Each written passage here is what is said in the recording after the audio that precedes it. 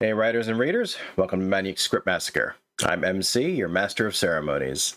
Today we're going to be taking a look at The Girl in the Box. Well, that doesn't sound too pleasant. I don't know where this might be going. Sounds like possible horror. But we'll see how this goes. As usual, my critiques are brutal and honest, but above all constructive. Don't judge a writer on their first drafts. If you like these videos, don't forget to like them, subscribe, and ring the bell. And if you want to comment along with everyone live, check us out over on Twitch now. So let's get massacring. The Girl in the Box. Charlene could tell squatters had been in the house. Garbage was strewn about the floor. Urine stained the walls. Well, that's pleasant. But she didn't really care. She had only come to see the box, to see if it still had power over her. Okay. As an intro, I like the juxtaposition between, you have this garbage strewn about the floor, urine stained walls, but that doesn't matter because what's in the box? What's in the box? What's in the box? So that's a good way to bring intrigue to it. Small editor's note there. You have garbage strewn about the floor, semicolon, urine stained the walls, period. But she didn't really care. The period should be a comma.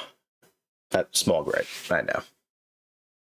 When she was a little girl, Charlene's mother would put her in that old crate for real, but mostly imagined transgressions. Okay, that took a different approach from what I was expecting. I thought she was all excited. It's like garbage on the floor, blood on the walls, or whatever. Nah, that doesn't matter. As long as I have my precious box. The precious box my mother locked me in as a child. Wow. This is getting dark in a hurry, huh? Yeah, let's see where it goes. Once the lid was closed, Charlene would scream and cry in terror, but it didn't matter. She wasn't allowed to get out until her mother said it was okay. Small gripe here. Okay. Okay is an actual word. It's not an acronym. It doesn't stand for anything. So as writers, when you see okay, you have to write O-K-A-Y. That is the word. It's a full word. You have to write it out. That was usually a couple of hours. Please, Mommy, please. Something's crawling on me. It's dark in here and I'm scared. I promise I'll be good. Okay. Ignore the fact that the italics is on the previous paragraph. I had to do that for some technical issue. Don't know why, but yay word. Please, Mommy, please. Something's crawling on me. These are not thought bubbles. These are actual lines of dialogue from her past. If you're doing a flashback, it should be a flashback to a prior scene. Like, scene break, flashback. The fact that you're trying to mix and match a little bit doesn't work. I know you want it to work, but no, that's not how that works. That's not how any of this works. If you want to set up the scene and then you go thinking back on the memories of this box and then you flash back to the box. New scene, have your flashback, come back to the present. You can even flip-flop a little bit, but each one needs a scene break. Don't have these one lines of dialogue followed by back to the present, back to the past, back to the present, which I have a funny feeling you're about to do. You can't do that. But Charlene's mother would just ignore her daughter's cries as she chain-smoked in the kitchen while drinking her vodka. One day a police Cruella de Vil over here. car pulled up to the house. The policeman and a woman in a blue suit took her to a new home where Charlene no longer needed to be afraid. She wasn't loved, exactly, but Charlene was used to that. Was. We got the fuzzy wuzzies. Passive voice. Get rid of your fuzzy wuzzies. No fuzzy wuzzies. And also, exposition, summation. Why are you telling me all of this stuff that happened? The flashback. You could have two flashbacks. It's okay.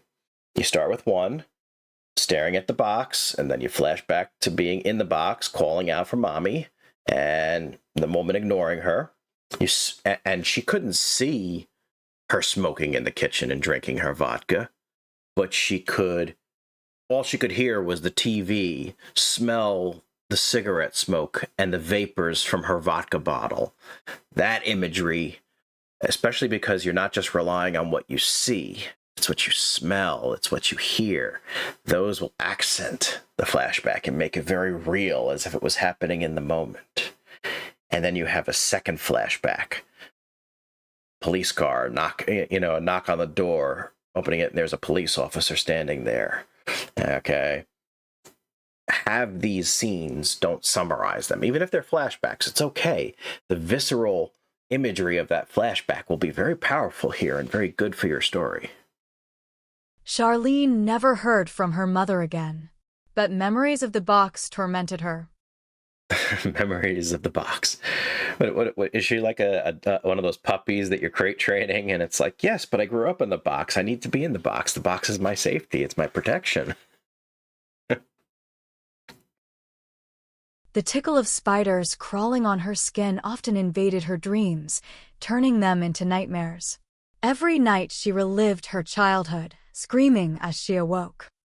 Again, you're just telling us a summation of what's happening.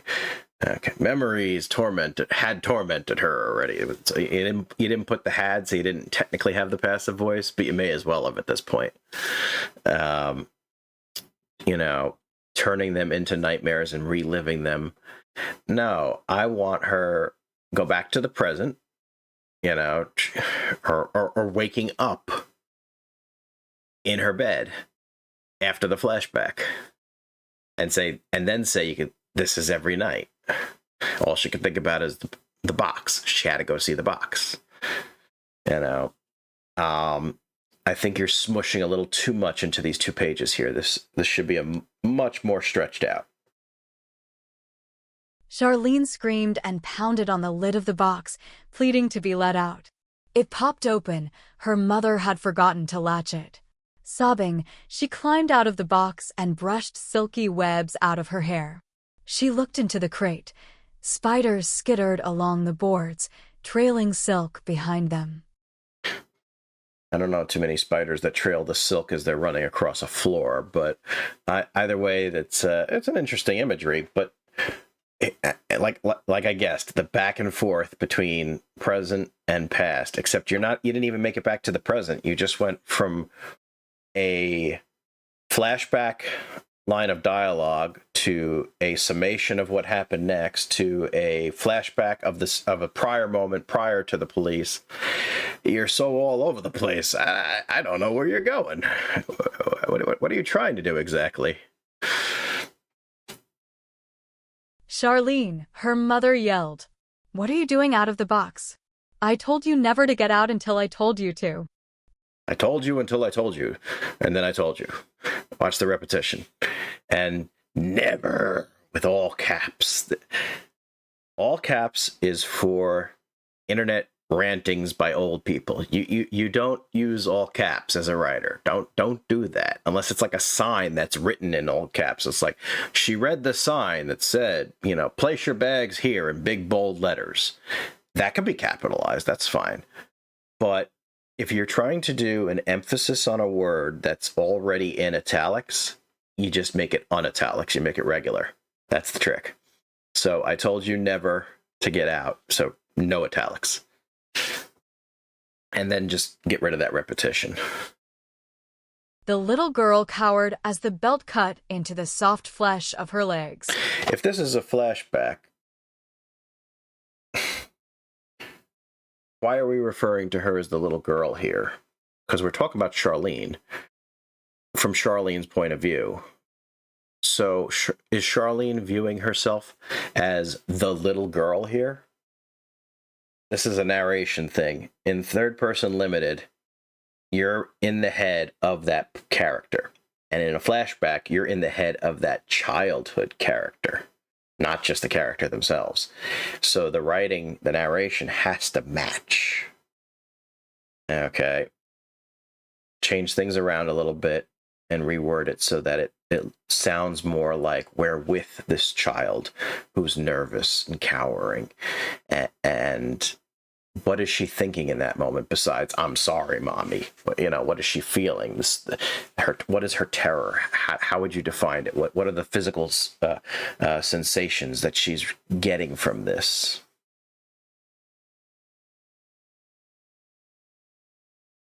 I'm sorry, Mommy. I'm sorry. Whoever had squatted in the house had built a fire in this. You see this jump? Whoever had squatted in the house had built a... We're back in the present now, and that just totally throws you off. I know you're trying to do the italics to make a difference, but each of those is a scene transition, and the constant back and forth gets very confusing like that. Don't do that. Room, anyway. Scorch marks marred the walls. Smoke permeated the air. Probably a cooking fire, since there wasn't really any damage to the room other than the discoloration of the wallpaper. Well, I'm glad you went with smoke permeating the air as a way to add more than just a visual. But we had already talked about squatters being there. We talked about the urine or the urine smells on the walls. I appreciate you're giving us a little more imagery here, but what does this have to do with the box, or what do you want to do here? What is Charlene's motivation here? It's the box, right? So what has happened to this house? I don't know yet. I assume you know since you wrote this. Give us more clarity here. Walk us through how time has changed and why. Why are there squatters in this house? What happened here?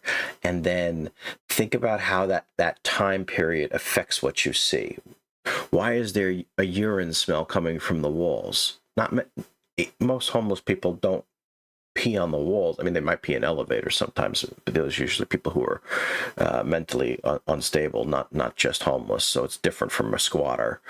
A squatter, the house is usually still functioning. So they probably could flush the toilets, but if the water was turned off, they usually would.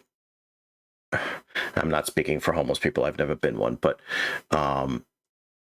you don't want to, even if you are limited in your options, you're not going to sit there and you're going to try to make the best of a bad situation. So you wouldn't have this smoke on the walls.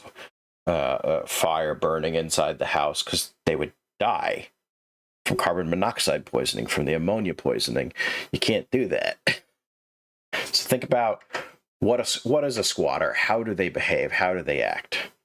Are they mentally unstable, or are they just people trying to take advantage of the house being vacant for temporarily? Charlene stood in the doorway, hesitant to approach the crate. A part of her curtain was strewn over it. She didn't want to know what it had been used for. She was surprised that nobody had broken up the crate for firewood or something. It did give off a vibe, though, as if her screams had been trapped inside, echoing quietly throughout the room. Holy passive voice, Batman. Oh boy, this paragraph. There's been quite a lot of passive voice throughout this entire thing, but you got lots of fuzzy wuzzies, lots of hads, and some of it doesn't even make much sense. A part of her curtain was strewn over? What does that... Was she wearing a curtain or something? I don't understand it. Her curtain. No idea what it had been used for. She was surprised. Nobody had broken up. It didn't... the screams had been trapped inside. So much passive voice. Passive versus active. Okay, let's do this. Passive versus active. She had grabbed the knife. Passive. She grabbed the knife. Active. She was 23 at the time that she went for a walk. At 23, she went for a walk. See the difference? You drop the wases, the hads, and it just sounds so much clearer and better. Just reword your sentences to reduce as many as the hads and wases as you can. Usually you can remove 95% of them. You probably could remove 100, but sometimes they get a little tricky, and I understand that. So give yourself, one was and one had for every, 2,000 words. But beyond that, nix the passive voice. Get rid of it. Oh. Charlene didn't want it to have power over her any longer. It haunted her. She was still scared of the dark. You're summarizing again. Why are you telling us? Not summarizing, you're telling us. You're just telling us, oh, she didn't want to have power over it. Oh, she didn't like the box. Oh, she was beaten in the box. Oh, you had the flashbacks a little bit to show, her being scared of the box. And that's fine. But I'd rather her react to seeing the crate, react to touching the crate. What are the feelings going on inside her? Is there a cringe factor going on, a scare factor? Is there a hate factor? What is boiling inside her? That's what I want to know. She needed to be free. Although physically free of her mother and the crate since the day she had been taken from her home, the box had a hold on her she wasn't sure she'd ever be able to shake. That's telling us again. You're just telling us, okay, she's in this situation. Here's what it is. Here's how we're going to deal with it. And eventually maybe there'll be a story, but I'm not telling you a story right now. I'm just going to tell you what happened. I'm going to skip the story and tell you what happened. I'll do that. And while she could never be completely free of her mother, she could do her best to escape the box. What does that mean? She's never seen her mother again, so the mother's gone. Whatever her situation is, maybe she needs therapy and whatnot, obviously. But I guess she can't stab her mother to death, so she can stab the box? Is that what you're trying to say? I want to say I understand what you're trying to say, but at the same time I don't, because you're not being clear enough. You're specifying it in a way that's too simplistic. I don't care what her goal is to be free of her mother, per se. I care what her emotions are behind that wanting. What is driving her right now? Not just spelling it out, but what is her feeling in this moment? Don't just tell us it, show us it. Show us, she touches she sees the box, she stiffens. Okay? It's as if the rest of the room vanishes and all that's left is the box. Her visions immediately flashed back. And then you could go to a flashback screaming in the box, mommy, save me, let me out. That's a good time to do it because it's her snapping back and reacting to it. The flashback makes sense in that regard because that's what's happening in the moment. And that will bring us closer to her sitting behind her shoulders, experiencing the story with her. Charlene had kept her distance from the crate as she looked around her old room, but finally she gathered up the courage to approach it. It was just wood, painted red. Why should it hold such power over her? Why should she let it? It was time to start living her life. She approached it slowly. She peeked in. She. Vary your sentences here. She approached it slowly and peeked in. You can turn that into one sentence. That's easy. And remember, while you want to keep your sentences varied, you also want to have more longer sentences and slower scenes and shorter sentences and fast-paced scenes. This is a slow-paced scene, so you want the sentences to linger longer, to explain more, to do more. She approached it slowly and peeked in, expecting to see it filled with garbage. But the box was empty. That is all one sentence, and that's okay. In a slow scene, you want that long cadence. There's a certain poetry to how words are written, and that gives it this cadence, like a song. And if you are too repetitious in short sentences, she approached it slowly, she peeked in, she expected it to be filled guard. However, the box was empty. When you do these extra short sentences over and over, it sounds dull. Or if you do these long run-on sentences with almost no break in between over and over, then it's dragging, it's slow, and it pulls, and your eyes are trying to drift to the next paragraph because you don't want to stay on the sentence any longer. by varying your sentences and giving it that proper cadence, it reads easier and sounds better. It's something you got to practice, but that's a real thing. It's like poetry, but it doesn't just apply to poetry. Expecting to see it filled with garbage, but the box was empty. Somehow, not even a speck of dust occupied it, the spiders and their webs long gone.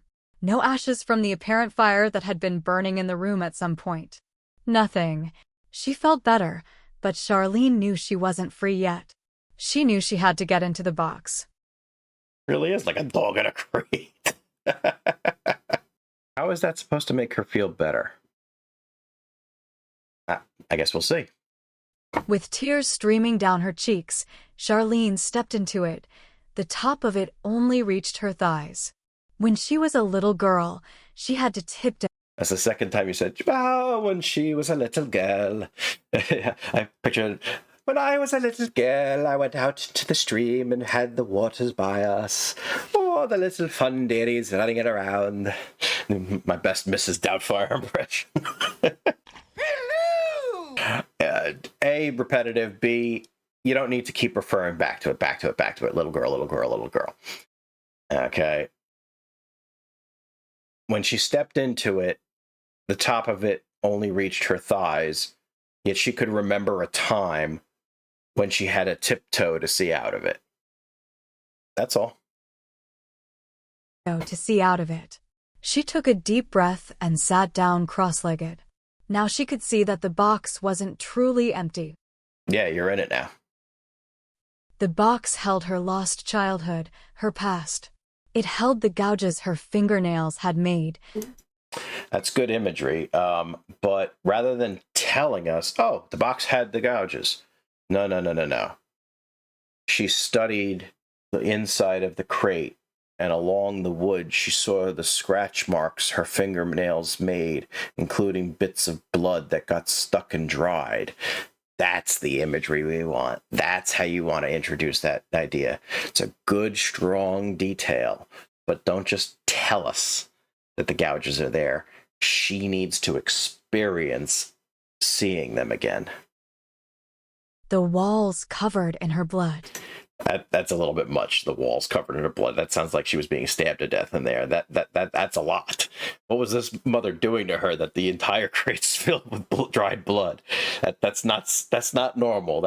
I mean, if she could, be battered and bruised and there's bits of dry blood everywhere, that makes more sense. If she was an abused child with lots of cuts and injuries, and the injuries, got onto the crate and the walls. But if it was covered, then there was an animal sacrifice in there. She's not actually alive. It held her soul. She broke down, hugging herself as she sobbed. Still telling us this is what happened. This is her soul. Then she broke down, then she hugged, and then she sobbed. Show versus tell is a very hard concept for new writers. I'm going to go on a spiel here. Show versus tell. The difference is show, you are sitting around. Tell, you're sitting around a campfire. All right. And you're telling ghost stories. And you lean over and you say, the ghost walked through the woods at night and crept along the banks. You're just telling them the story. You're not showing them the story. Where around a campfire that might work, but in a book or a short story, the readers don't get immersed unless they feel like they're a part of the story. And how you do that is, rather than describe what happened to Charlene, write Charlene's experiences as though we are experiencing them. So instead of the walls were covered in her blood, it held her soul, and she broke down, hugging herself. Instead, she stared at the scratches in the walls, caked in dried blood that she could still make out. She felt as though her soul belonged here. I don't like to use felt, but she felt her soul tied here, and it pulled her in. unable to resist, tears rolled down her eyes, and every inch of her body quivered. She hugged herself and let the tears fly. That is the imagery you want to present. Okay. Let's continue. She cried for the little girl who just wanted to be loved by her mother. She cried for the woman she had never been able to become. Charlene closed the lid and sat in the dark. Echoes surrounded her, cries and screams from her younger self, the fear and despair of a desperately unhappy child. "Goodbye, little one," Charlene whispered, And once again, watch that editing. Charlene Space whispered. tracing the gouges on the wood. "It's Now you're tracing the gouges? It's a little late for that. time to go." Finally, she got out of the box. Wait. Oh, so she closed the lid and then sat down with the lid on top of her. Okay. Wait, she was already sitting cross-legged. So she can't sit after having already sat. Charlene sighed, a little lighter, a little relieved, but she knew she'd never be totally free of the little girl in the box. She had been that little girl. Little girl, little girl, little... How many times are you going to say little girl? And she would always have to live with that. It wouldn't be easy, but she knew she could do it.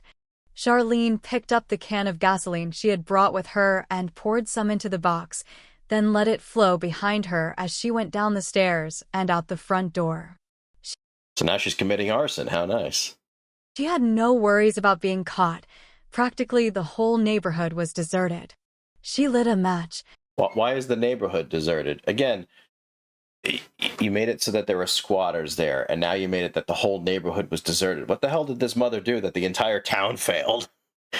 How does history change that this neighborhood turned into this? You didn't give us that clarity, so that doesn't... I'm not buying it. I could understand a house that, has a history and is in bad enough shape after, maybe she got arrested and taken away. And eventually it just kind of fell apart, and it's that ugly house in the neighborhood that nobody wants to talk about, and there are squatters there. That's fine. But why would the whole neighborhood be deserted? Looked at her old house for the last time and threw the match into the foyer. She felt the heat on her back as she walked away into her new life. And that's the end. Huh. Well, very short story tonight. That's good once in a while. I feel like there's not a lot of story here. There's a little bit of a motivation, a little bit of a plot. The plot is to be free of something that scarred her as a child. I get that. But you didn't give us any lead up to this, what it means to her, why the box means so much to her, why the box is still there, what happened to the house, what happened to the mother. There's so many open questions and not enough meat to really have us empathize with Charlene. I get it, she was an abused kid, and I get she was put in a crate, but why should we care about this box? Why does it have so much power over her? You didn't convince us of that. I think if you expanded on this and have her with her therapist, per se, struggling as an adult, and it comes, maybe it comes out about that box. Maybe she had forgotten about it and it gets dragged up from the therapist and it starts to haunt her. Starts to give her nightmares. And these nightmares we should see. You should write these nightmares so that we see them. Have her try to find her mother and can't. Maybe she was arrested and eventually died. And now there is no closure with that. But we need to know that. We need to learn that. Okay, you said, I can't make amends with my mother, or I can't, let go of my mother. Why? You didn't say why. Is she dead? Is she in jail? Why? Okay, was it both? And have her drawn to the house. Have her have to remember how to find that house, because if she was just a little girl when she was taken away, how would she know the address? Maybe she has to look it up and find out. Maybe her name changed and she has to find out her own name. And then it becomes this quest to find the box, the quest. And when she gets there, you know, the box is triggering memories, and as she gets closer to it, as she touches it, as she experiences it, memories are flooding back into her, and the trauma, the abuse really hammer it down that it's not just a wicked stepmother with a cigarette in one hand and a shot of vodka in the other.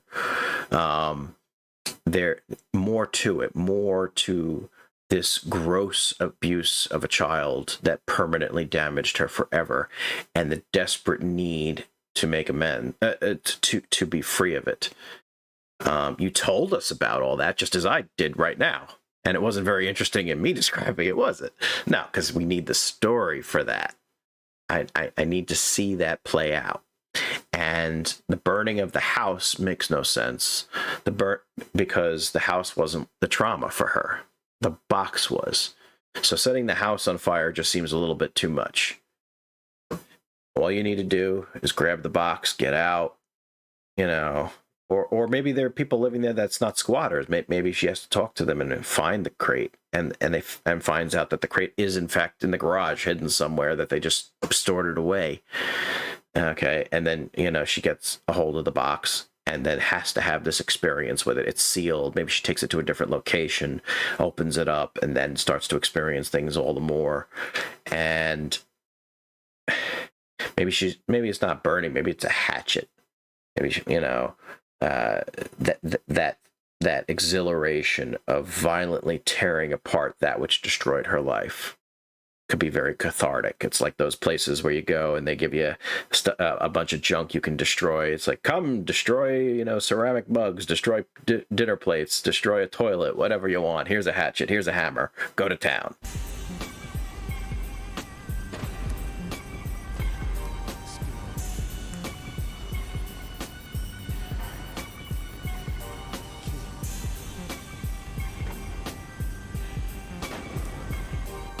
That's what she needs for her closure. She needs to destroy that part of her life that scarred her.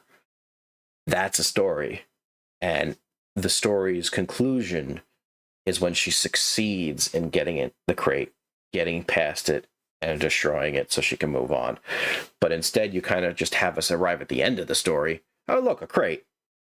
I hated that crate. Okay, let's set the house on fire. I didn't check if the squatters were still inside. Hopefully not. Yeah, but nobody's watching because the neighborhood's abandoned anyway, right? We're good. Now, so, all right. Let's talk about final thoughts here. So as I said, there's potential for a story here. I think it's just a little too short to actually get to a story. So if you expand it out, you could do some interesting things. And that catharsis from a childhood trauma is a very real thing that people go through, and can be very powerful, especially if the author was somebody who experienced, not quite the crate probably, but if they experienced some sort of childhood abuse themselves, this could be a way for them to express that to other people, to help them understand what it's like. If you're willing to take the time to put into that, that can be very powerful and triggering for some people. You'd have to give trigger warnings for that. So as always, great potential, but this needs some good TLC before it gets to a decent place. Well, that's all I got for you. It's like I said, short night tonight. Thanks again for watching. Don't forget to like and subscribe. Hit that bell. New episodes are streaming Wednesday evenings from 7 to 9 Eastern over on Twitch, and uploaded to YouTube within a couple of days. And if you want to support the channel, check out the website, manuscriptmassacre.com. Sign up for Discord and join our server, and you can submit your own pieces to be massacred. Constructively, of course. So until next time, have a good one all. Cheers.